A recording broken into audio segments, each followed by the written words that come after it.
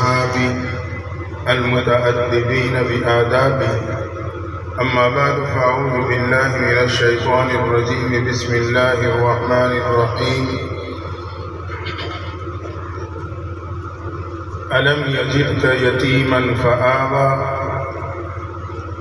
سبحان ربك رب العزة عما يصفون وسلام على المرسلين والحمد لله رب العالمين. درود اللهم صل على سيدنا ومولانا محمد وعلى آل سيدنا ومولانا محمد وبارك وسلم وصل عليه.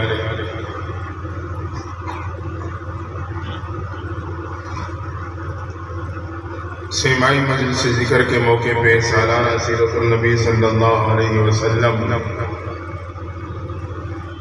کانفرنس کے موقع پہ ہم اور آپ جمع ہیں. دعا ہے اللہ تعالیٰ ہم سب کی اس حاضری کو قبول فرمائے. ہمارے محترم حضرت مولانا قاری فراق صاحب دامن برکات العالیہ اور ان کی پوری ٹیم، شیخ طریقت مولانا زاہد صاحب، حضرت مولانا قاری مظہر رحیمی صاحب اور دیگر حضرات جو ان کے ساتھ باقاعدہ شانہ بشانہ اس پروگرام کے انتظامات میں شریک ہیں. دعا ہے اللہ تعالیٰ تمام کو جزائے خیر عطا فرمائے. اور آپ حضرات جو سماعت کے لیے تشریف لائے ہیں، یہ بھی آپ کا بہت بڑا تعاون ہے ان کے ساتھ. اللہ تعالیٰ آپ سب کی حاضری کو بھی قبول فرمائے.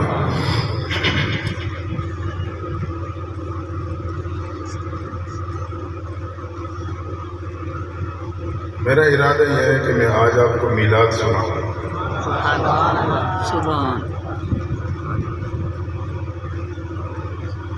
دیوبندیوں کی میلاد تھا کہ ہم بھی میلاد تو مانتے ہیں نا.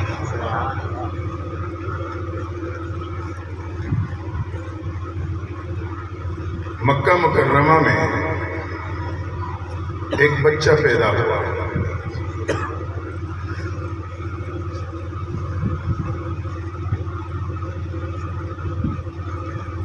اس سے پہلے یہ بات تمہیداً ذہن میں رکھنا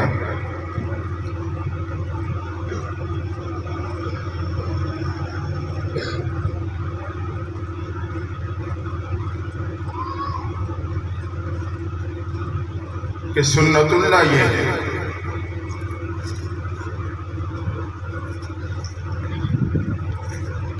جب اللہ کوئی انعام دینا چاہتا ہے تو پہلے آزماتا ہے. دنیاوی دستور بھی ہے، انعام سے پہلے کسی نہ کسی امتحان سے گزارا جاتا ہے.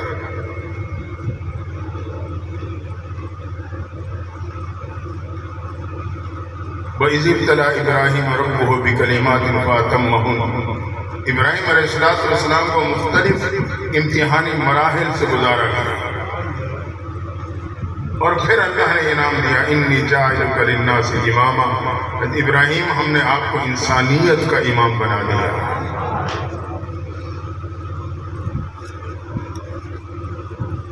ہم نے اگر مٹی کا گھڑا بھی خریدنا ہو تو اسے پہلے چیک کرتے ہیں کم از کم 3 مرتبہ.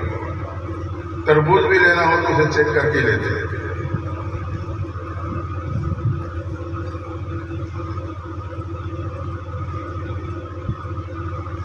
مکہ میں ایک بچہ پیدا ہوا جس کے سر کے کچھ بال سفید تھے. اسی نسبت سے ماں باپ نے اس کا نام شیبہ رکھ دیا.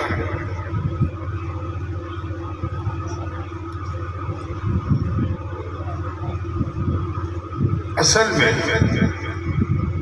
اللہ تعالیٰ نے اپنے خزانے میں جو سب سے بڑا اور یکتا انعام تھا وہ دینے کا ارادہ کر لیا.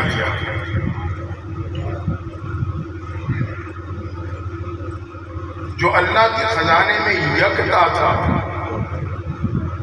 اللہ نے ارادہ کیا کہ وہ میں عطا کر دوں اپنے بندوں کو. تو اس انعام کو دینے سے پہلے اللہ نے 3 شخصیات کو آزمایا ہے. 3 شخصیات مختلف آزمائشوں سے گزارا.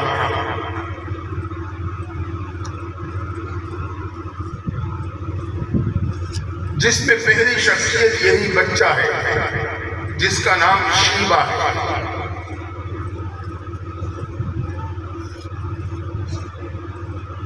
اس نے آنے والے وقت میں نبی آخر الزمان کے دادے کا مقام پانا تھا، تو بچپن میں ہی باپ کے شفقت کا سایہ اٹھ گیا، آزمائش کا آغاز ہوا۔ ماں اپنے بچوں کو لے کے اپنے عزیزوں کے ہاں مکہ مکرمہ سے مدینہ منورہ منتقل ہو گئی۔ بچے کو پالتی رہی، بچہ سمجھداری کی عمر کو پہنچا۔ مکہ مکرمہ کا ایک تاجر جس کا نام حارث تھا، وہ سفر کرتا ہوا مدینہ پہنچا۔ مدینہ کے اوائل میں داخل ہوا تھا کہ کیا دیکھا کچھ نوجوان لڑکے ہیں جو کھیل رہے ہیں۔ اس وقت کا کھیل بھی بامقصد ہوا کرتا تھا، نیزہ نشانہ لگایا جا رہا ہے۔ یہ ایک طرف کھڑا ہو کے تماشا دیکھنے لگا۔ اتنے میں نوجوان کی واری آئی، اس نے پوزیشن سنبھالی، کمان کھینچا اور اس سے جب وہ تیر پھینکا نشانے کی طرف، وہ سیدھا نشانے پہ جا کے لگا تو وہ نوجوان کھڑا ہوا، جھوم کے کہنے لگا کہ میں مکہ کے اس خاندان کا فرد ہوں جس کا نشانہ کبھی خطا نہیں جاتا ہے۔ یہ جو تاجر تھا حارث سے بڑا اچھا لگا اس کا یہ انداز اور اس کا یہ جملہ۔ اس نے دوسرے ساتھی سے پوچھا یہ بچہ کون ہے؟ اس کا نام شیبہ ہے، مکہ مکرمہ سے والد کا انتقال ہو گیا تھا، والدہ ادھر اپنے عزیزوں کے ہاں منتقل ہو گئی ہے تو یہاں رہتا ہے۔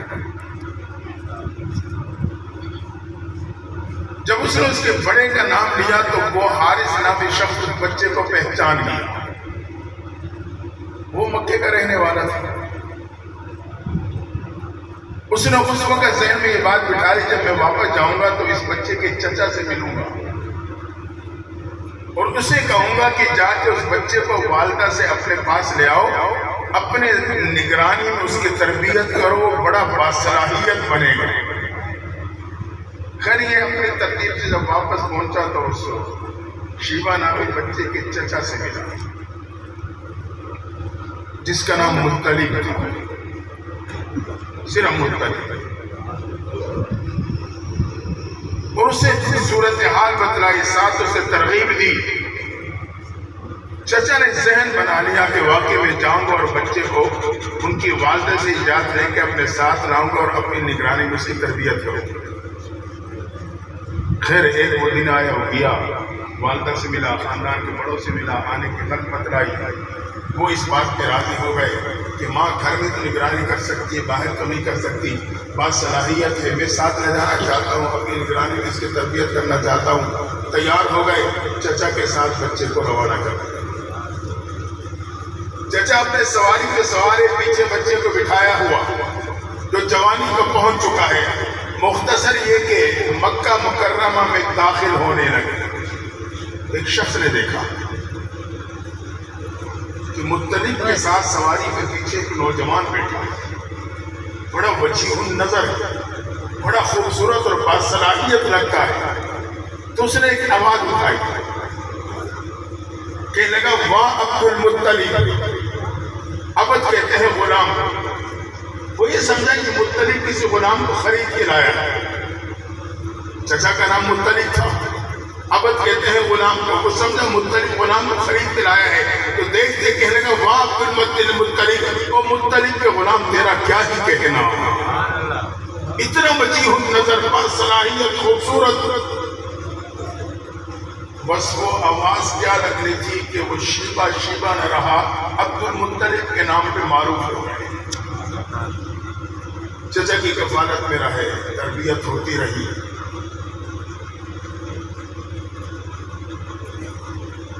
اللہ نے بڑی صلاحیتیں عطا کی۔ ایک وقت آئے کہ اہل مکہ اور اطراف پہ پانی کی قلت آ گئی، لوگ پریشان، زمزم کے چشمے کے نشانات مٹ چکے تھے، کسی کو کوئی خبر نہیں تھی وہ زمزم کا چشمہ کہاں تھا اور کہاں نہیں۔ پانی کی قلت ہے، اہل مکہ بھی پریشان، اطراف بھی پریشان۔ اللہ کی شان، عبد المطلب نے خواب دیکھا۔ اللہ نے خواب میں عبد المطلب کو زمزم کے چشمے کے نشانات بتلا دیے۔ یہ نشانات ہیں، اس نشانات کی ترتیب میں کھدائی کرو گے تو زمزم کا چشمہ دوبارہ پھوٹ پڑے گا۔ عبد المطلب سخت گرمی میں طرح طرح کھدائی شروع کر دی۔ جو گزرتا دیکھتا ہے عبد المطلب کیا کر رہا ہو؟ زمزم کا چشمہ تلاش کر رہا ہو، بے فائدہ محنت کر رہا ہو، اتنے سخت گرمی میں لگے ہوئے، کوئی ساتھ مل کے کام کرنے کے لیے تیار نہیں کہ بے مقصد سی محنت۔ اس چشمے کی کیا خبر، کیا پتہ لگے گا؟ اس وقت آپ کے دل میں بات آئی، کاش کہ میرے 10 بیٹے ہوتے، میرے دائیں بھائی کھڑے میرے ساتھ کام کرتے، تو منت مانی، اللہ اگر تم مجھے 10 بیٹے دے گا تو ایک تیرے نام پہ قربان کر دوں گا۔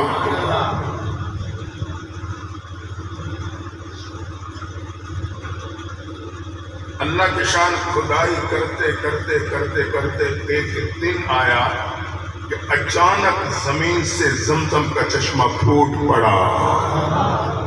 نشانیاں تو خواب میں بتلا دی گئی تھی۔ اب جو زمزم کا چشمہ پھوٹا، اہل مکہ اور اطراف کے لوگوں کے پانی کی ضرورت پوری ہونے لگی، تو پورے علاقے کے عمائدین جمع ہوئے، سرداران مکہ جمع ہوئے، سب نے مل کر عبد المطلب کو خانہ کعبہ کا متولی بنا دیا۔ یہ خانہ کعبہ کی متولی تو یہ ہوئی۔ اللہ نے کام لینا تھا تو اللہ تعالیٰ یوں آگے لے جا رہے ہیں۔ یہ وہ پہلی شخصیت جو آزمائش سے گزری۔ میرے والد کا سایہ اٹھا، پھر ماں سے جدا ہونا پڑا، پھر تنے تنہا سخت گرمی میں محنت میں لگے رہے۔ رب کی قدرت دے وہ وقت بھی آیا کہ آپ کے بیٹوں کی تعداد 10 ہو گئی۔ آپ کو اپنی منت یاد آ گئی۔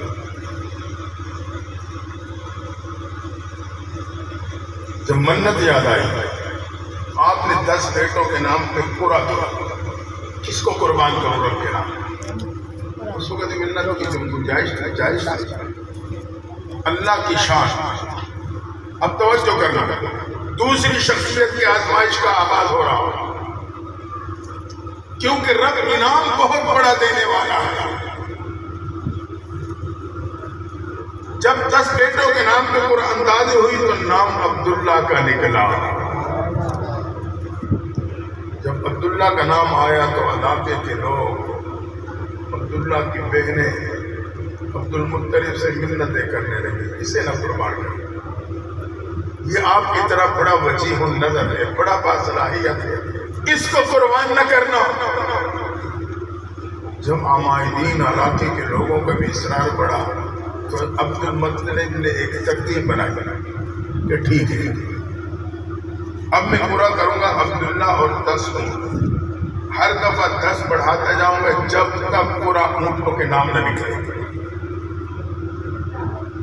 اب قرآن اندازی شروع کی، عبداللہ اور 10 اونٹ، پورا عبداللہ کے نام، عبداللہ 20 اونٹ، پورا عبداللہ کے نام، عبداللہ 30 اونٹ، پورا عبداللہ کے نام، عبداللہ 40 اونٹ، پورا عبداللہ کے نام۔ مختصر یہ کہ عبداللہ اور 100 اونٹ، اب جا کے پورا اونٹوں کے نام نکل آیا ہے۔ تو عبد المطلب نے اپنے بیٹے عبداللہ کی جگہ پہ 100 اونٹ اللہ کے نام پہ قربان کر دیا۔ یہ وہ دوسری شخصیت جو آزمائش سے گزر رہی ہے، اللہ نے اس آزمائش سے بھی یوں بچا لیا۔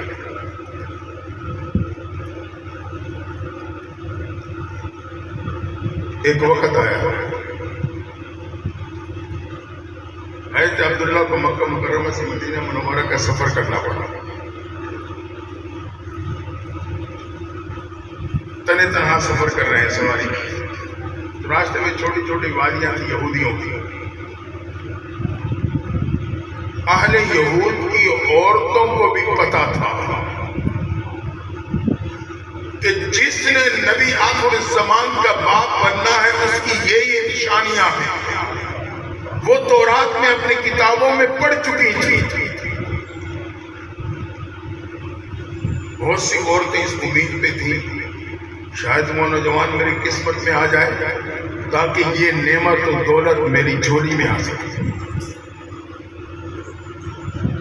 حضرت عبداللہ سفر کرتے ہوئے بستی کے پاس سے گزر رہے. ایک خاتون کھڑی ہے. اسے دیکھا کہ مکہ کی طرف سے نوجوان آ رہے تو فوراً باہر آ گئے. ٹھنڈا پانی لے کے نوجوان کو روکو، سفر پہ ہے، پانی پانی. جیسے وہ رکا تو یہ خاتون اپنے کام شروع کر دیا. یہ اس نوجوان کے چہرے کو پڑھنے لگی. اللہ کی شان، جو نشانیاں اسے نبی آخر الزمان کے باپ کی پڑی تھی، وہ نور اسے عبداللہ کے پیشانی پہ چمکتا ہوا نظر آنے لگا. یہ یہودی خاتون یقین کر گئی کہ یہی وہ نوجوان ہے جو نبی آخر الزمان کا باپ بنے گا. اس نے اپنے آپ کو پیش کر دیا، نوجوان میں تیرے نکاح میں آنا چاہتا ہوں. حضرت عبداللہ نے کہا ماں باپ کے بغیر میں یہ قدم نہیں اٹھا سکتا. اصرار کے بعد آخر کار جب وہ مایوس ہونے لگی تو کہتی نوجوان ویسے ایک ملاقات کر لے. آزمائش تھی، یہ آزمائش کا دوسرا مرحلہ تھا. اللہ نے حفاظت فرمائی یہ تو میں سوچ بھی نہیں سکتا ہوں. اب سفر کو جاری رکھتے ہوئے نوجوان عبداللہ وہاں سے آگے نکل گئے.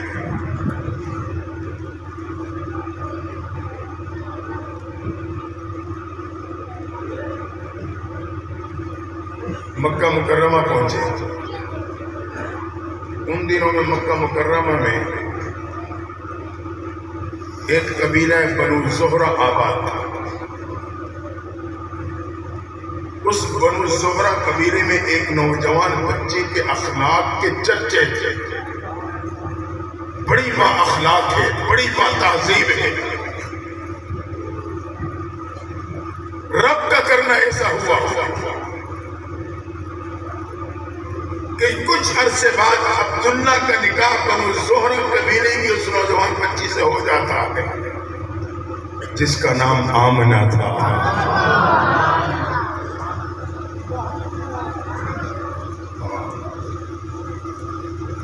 کچھ عرصہ گزارنے کے بعد مکہ مکرمہ واپسی فرمانے لگے.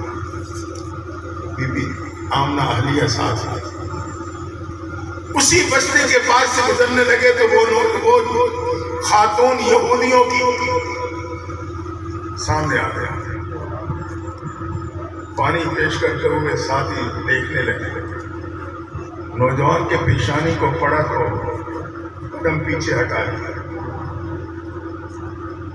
اسے وہ نور پیشانی پہ اب نظر نہیں آیا. اسے کیا معلوم تھا؟ نبی آخر الزمان کا نور جو باپ کے پشت سے ماں کے پیٹ میں منتقل ہو چکا تھا.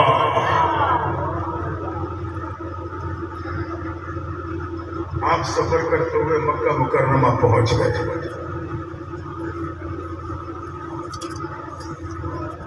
اللہ کی شان تھوڑا ہی عرصہ گزرا تھا کہ ایک تجارتی قافلہ تیار ہوا ملک شام تجارت کے لیے.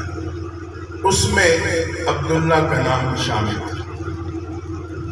اب تیسری شخصیت کی آزمائش کا آغاز ہو رہا.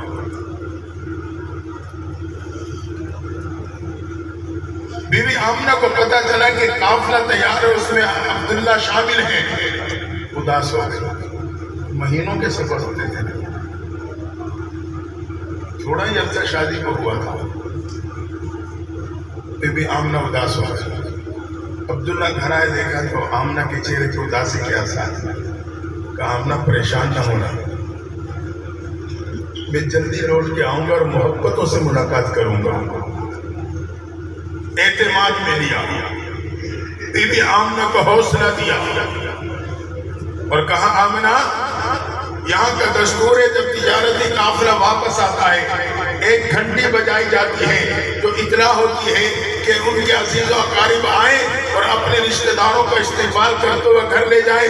آمنہ جب وہ گھنٹی بجے تو دروازے پہ آ کے کھڑی ہو جانا، میں بڑی محبتوں سے آ کے تیرے سے ملاقات کروں گا۔ اجازت لی اور چل پڑے۔ یہ قافلہ گیا ملک شام، تجارت کرتے ہوئے واپس لوٹا۔ جب مدینہ منورہ پہنچا، حضرت عبداللہ بیمار ہو گئے۔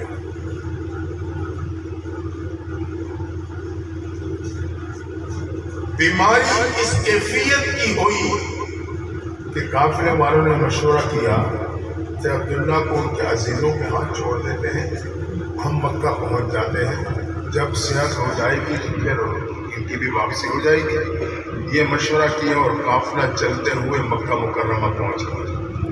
جب قافلہ مکہ پہنچا، گھنٹی بجی۔ ہر ایک کے رشتہ دار، کسی کا باپ ہے، کسی کا بھائی ہے، کسی کا بیٹا ہے، کسی کا چچا اور ماموں ہے، وہ لینے کے لیے، استقبال کے لیے نکلے۔ بی بی آمنہ نے بھی گھنٹی سنی، کمرے سے دوڑی، بڑے جذبات کے ساتھ گیٹ پہ آ کے کھڑی ہو گئی۔ انتظار کرتی رہی، ہر ایک اپنے رشتہ داروں کو لے کے گھر چلا گیا۔ قافلے کے افراد ختم، لیکن اللہ کے شان ہے کہ عبداللہ گھر کے دروازے پہ نہ آئے۔ آمنہ پریشان ہو گئی، سارے لوگ گھروں کو چلے گئے، عبداللہ تو نہیں ہے۔ انتہائی اداسی کی حالت، آزمائش کے لمحات۔ رشتہ داروں کو پتہ چلا تو بی بی آمنہ کے پاس آئے، اسے حوصلہ دیا۔ ہمیں پتہ چلا ہے کہ وہ بیمار ہو گئے، انہیں مدینہ منورہ عزیزوں کے ہاتھ چھوڑ دیا گیا ہے۔ آپ فکر نہ کرنا، ہم یہاں سے سفر کر کے جائیں گے، پیدل سفر ہوتے تھے، بڑے لمبے سفر، ہم جائیں گے، ان کی خیر خبر لے کے آئیں گے۔ بی بی آمنہ کو حوصلہ دیا، ہمت بنوائی۔ مختصر یہ کہ کچھ لوگ ہیں عبداللہ کی خیر و خبر لینے کے لیے روانہ ہی ہونے لگے تھے کہ اطلاع ملی کہ عبداللہ مدینہ میں انتقال کر گئے ہیں۔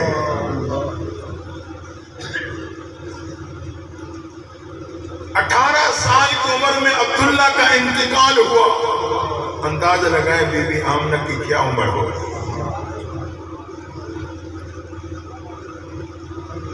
یہ تیسری شخصیت جو آزمائش سے گزاری جا رہی ہے۔ صبر کیا، تحمل سے کام لیا، وقت گزرتا گیا۔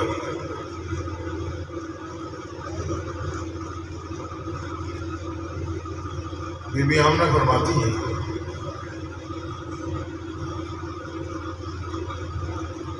کہ کچھ عرصے بعد میرے ساتھ کی کیفیات سے ہو گئی۔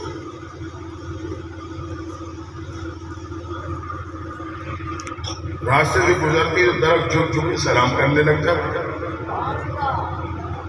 پتھر پاؤں کے نیچے آتا تو موم کی جیسا نرم ہو جاتا۔ زمزم کی کنویں پہ پانی بھرنے جاتی تو وہ پانی بالکل اوپر کنارے پہ میرے قدموں کو چھونے لگتا۔ حتیٰ کہ مکہ کی دوسری عورتوں نے نوٹ کر لیا، جو ڈھول نکال کے تھک جاتی تھی، آمنہ آتی ہے تو پانی خود بخود قدموں پہ آ جاتا ہے۔ اب جب آمنہ برتن مشکیزہ بھر لیتی، مکہ کی عورتیں آمنہ کو پکڑ کے روک لیتی، آمنہ کھڑی رہنا، آپ کھڑی رہو گے تو پانی اوپر رہے گا، ہمیں بھرنے میں آسانی رہے گی، آپ چلے جاؤ گی تو پانی میں لوٹ جائے گا۔ اب اسے روک لیتی اور اپنے مشکیزے بآسانی بھر لیتی۔ خوشبوئیں محسوس ہو رہی ہیں۔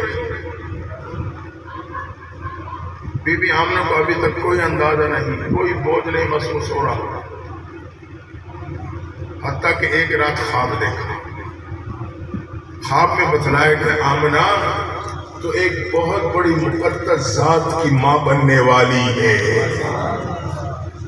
آمنہ کہتی ہے تب مجھے پتا چلا یہ جتنے حالات میں دیکھ رہی ہوں یہ میرا استقبال نہیں، در حقیقت آنے والے مہمان کا استقبال ہو رہا ہے۔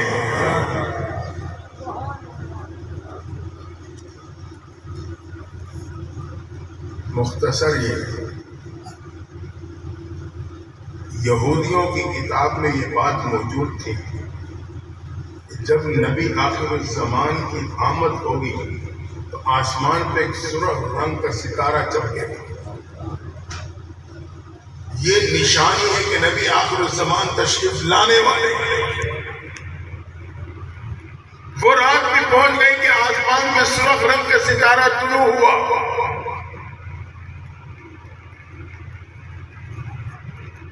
اب یہودیوں میں کھلبلی مچ گئی. ایک ٹیم تشکیل دی گئی کہ جہاں جہاں بھی یہودیوں کی بستیاں ہیں یہ ٹیم ہر بستی میں جائے گی اور یہ معلوم کرے گی اس وقت کہاں پہ کون سی عورت امید سے ہے. اللہ کی شان اس ٹیم نے سروے کیا پورے علاقے دور دور تک ایک ایک بستی میں پہنچے کہ رب کی قدرت. سروے کی رپورٹ یہ آئی کہ اس وقت کہیں کوئی عورت امید سے نہیں ہے. یہ رپورٹ آئی تو یہودی اور پریشان ہو گئے. کہیں نبی آخر الزمان کی یہ دولت بنو اسحاق سے بنو اسماعیل میں منتقل نہ ہو جائے. ایک اور کمیٹی تیار کی کہ تم مکہ مکرمہ جاؤ وہاں کا سروے کرو. اللہ کے شان جب مکہ مکرمہ پہنچ کے کمیٹی نے سروے کیا تو پتہ چلا عبداللہ کے گھر بی بی آمنہ کے ہاں بچے کی پیدائش ہونے والی ہے. اب یہودی سر پیٹ کے بیٹھے کہ نبی آخر الزمان کی دولت ہمارے سے چھن گئی. وہ بنو اسحاق سے بنو اسماعیل میں منتقل ہو چکی ہے. وہ دن اور آج کے دن یہودیوں نے مسلمانوں کے خلاف سازشیں کرنے سے باز نہیں آئے. یہ دولت ہمارے سے کیوں گئی؟ وہ سمجھ گئے کہ بنو اسماعیل میں منتقل ہو گئے. بی بی آمنہ فرماتی ہیں وہ رات بھی آ گئی جس رات کی صبح کو محبوب نے دنیا میں تشریف لانا تھا.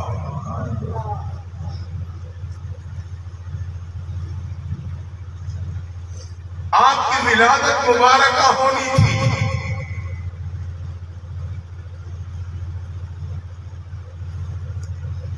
اللہ کی شان. بی بی آمنہ کہتے ہیں کہ اس رات جو گھر میں ڈیوا تھا اس میں تیل ہی نہیں تھا.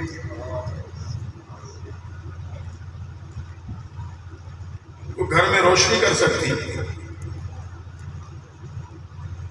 رب چاہتا تو چاند ستاروں کو حکم کر دیتا وہ آمنہ کے گھر کو روشن کر کے رکھتے تھے. لیکن لگتا ہے کہ رب کی منشا ہی کچھ ایسی تھی. وہ اپنے نبی کی میلاد کے موقع پہ امت کو پیغام دینا چاہتے تھے. بی بی آمنہ کہتے ہیں گھر میں اندھیرا ہے, دیوا تک نہیں جل رہا, لیکن جیسے ہی محبوب پیغمبر دنیا میں تشریف لائے میرے گھر کا کونا کونا روشن ہو گیا. آپ نے میلاد کے موقع پہ ان امت کو پیغام دیا میرے امتی مجھے ان کم کموں کی روشنیوں کی ضرورت نہیں. ان روشنیوں کی مجھے ضرورت نہیں ہے جو تم در و دیوار کو روشن کر لیتے ہو.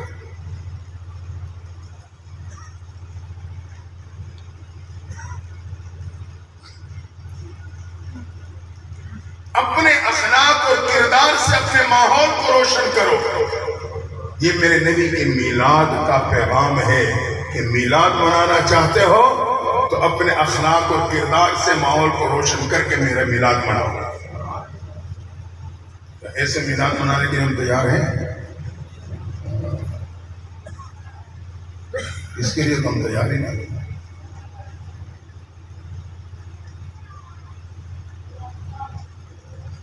یہ ہم بی بی آمنہ فرماتی ہے جب آپ تشریف لائے تو بالکل صاف ستھرے اور مختوم شدہ ختن مبارک ہوئے ہوئے تھے. امت کا پیغام دیا میری میلاد کی خوشی منانی ہے, میری سنتوں کی اتباع کر لو. سنتوں سے اپنے آپ کو مزین کر لو. یہ میری میلاد کی خوشی ہے. اس خوشی کے ذریعے سے میرے روز اطہر میں میرے دل کو بھی خوشی پہنچے.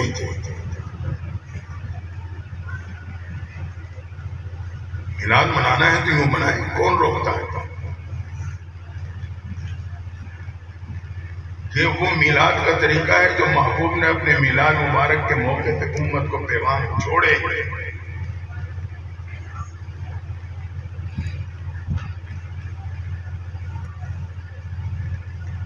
بی بی ہم نے فرماتی جیسے لٹائی لگی تو ہاتھوں ہاتھ سے اب سجدے کی حالت میں چلے گئے، پلٹ گئے باقاعدہ جیسے سجدہ کیا جاتا ہے. امت کو پیغام دیا میرا میلاد منانا ہے تو مسجدوں کو آباد کر لینا، اپنے پیشانی کو ایک رب کے سامنے جھکانا، حقوق اللہ کا حفاظت کرنا. اگر یہ پیشانی صرف رب کے سامنے جھکاؤ گے تو یہ میری میلاد ہوگی اور مجھے اس پہ خوشی حاصل ہوگی.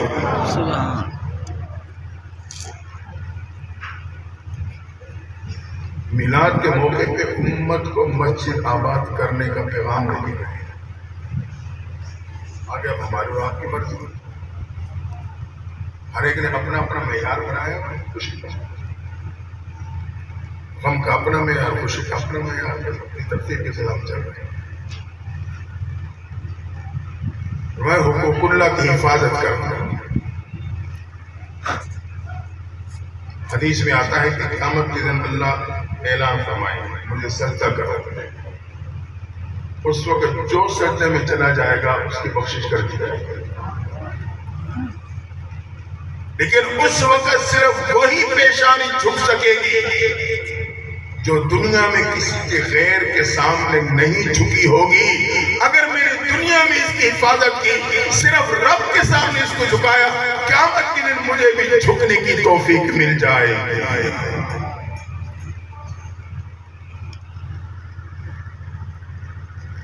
آپ سجدے کی حالت میں گئے اور میلاد کے موقع کا پیغام امت کے نام دے دیا.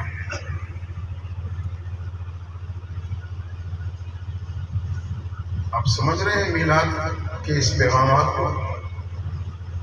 آپ کے سر سے گزر رہی ہے بات.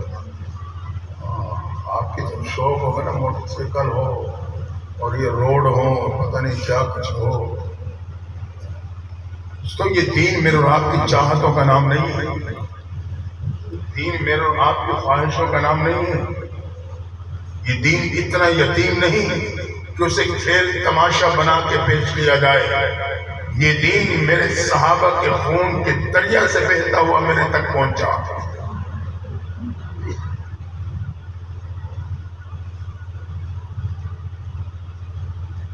میں اپنی بات اپنوں سے کر رہا ہوں، ہم نے سوچنا.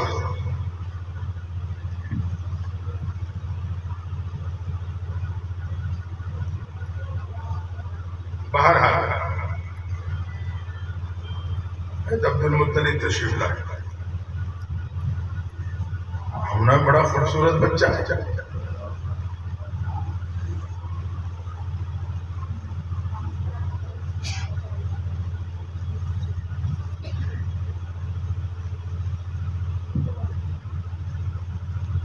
آمنہ نے کہا میں نے کسی اور شہروں میں بھی ایسا نہیں دیکھا. عبد المطلب کہتے ہیں میں نے کسی ملک میں ایسا نہیں دیکھا. جبریل امین آئے فرمائے میں نے پورے جہان میں کہیں ایسا نہیں دیکھا. رب کی آواز آتی ہے میں نے ایسا بنایا ہی نہیں ہے.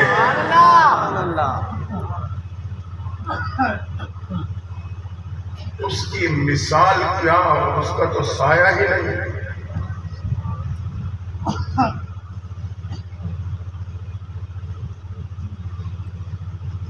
عبد المطلب نے کہا کہ میرا دل چاہتا ہے کہ میں اس کا نام محمد رکھوں صلی اللہ علیہ وسلم. محمد کہتے ہیں جس کی ہر ایک تعریف کرے. کہتے ہیں میں جہاں بھی جا رہا ہوں ہر ایک بچے کی تعریف کر رہا ہے، جہاں بھی جا رہا ہوں ہر ایک تعریف کر رہا ہے، میں اس کا نام محمد رکھتا ہوں.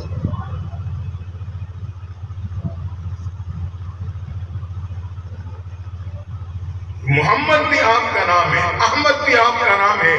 سب سے زیادہ اللہ کی تعریف کرنے والا اس کو احمد کہتے ہیں.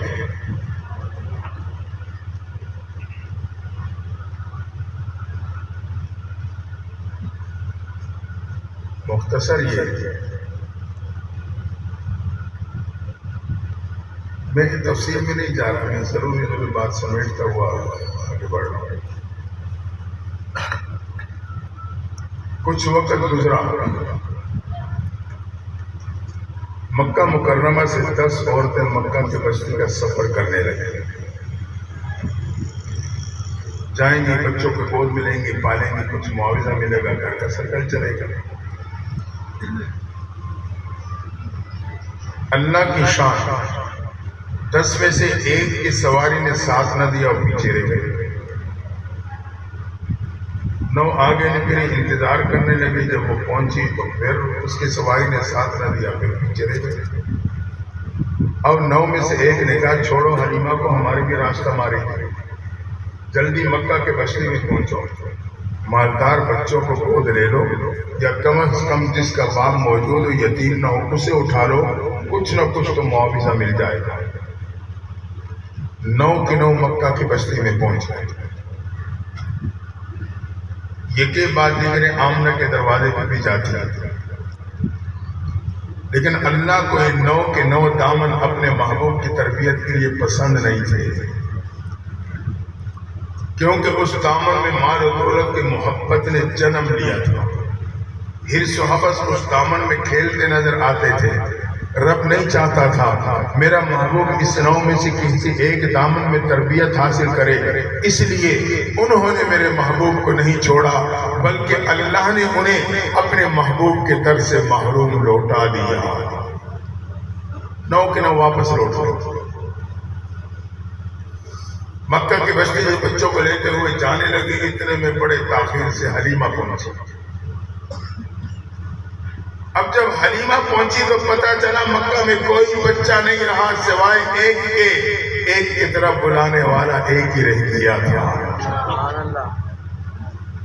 اور اس کی وجہ یہ تھی حلیمہ حلم سے، حلیمہ کے دامن میں حلم نے جنم لیا تھا۔ صبر و تحمل حلیمہ کے دامن میں کھیلتے نظر آتے تھے۔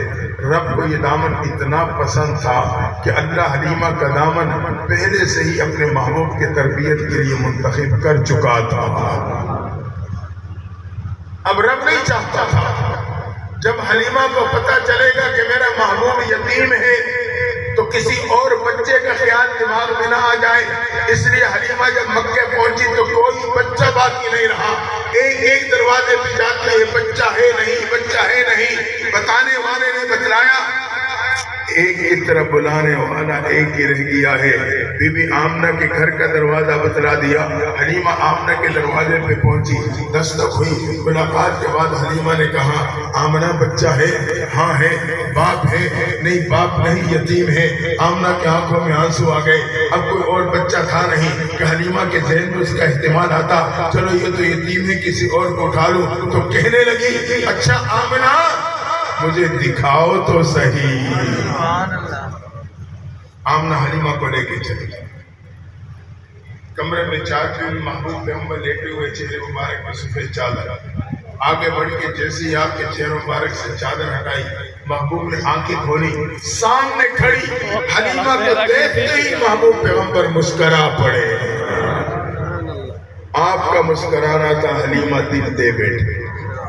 ساتھ کھڑے خاوند سے کہنے لگی مجھے یہاں سے کچھ ملے یا نہ ملے، لیکن اس معصوم کی معصومانہ مسکراہٹیں وہ تو میرے دل کو تسلیاں دیتی رہے گی۔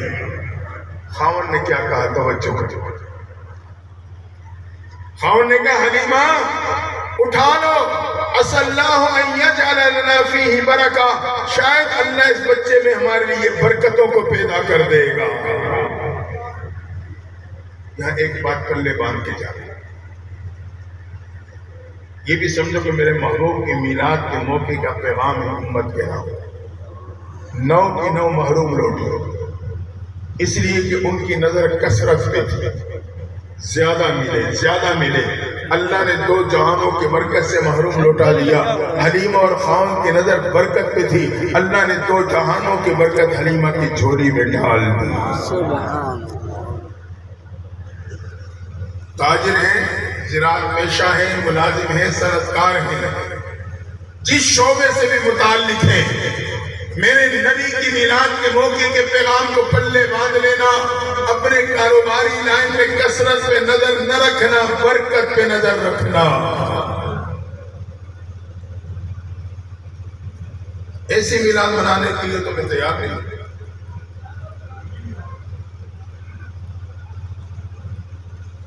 آج ہمارے معاشرے میں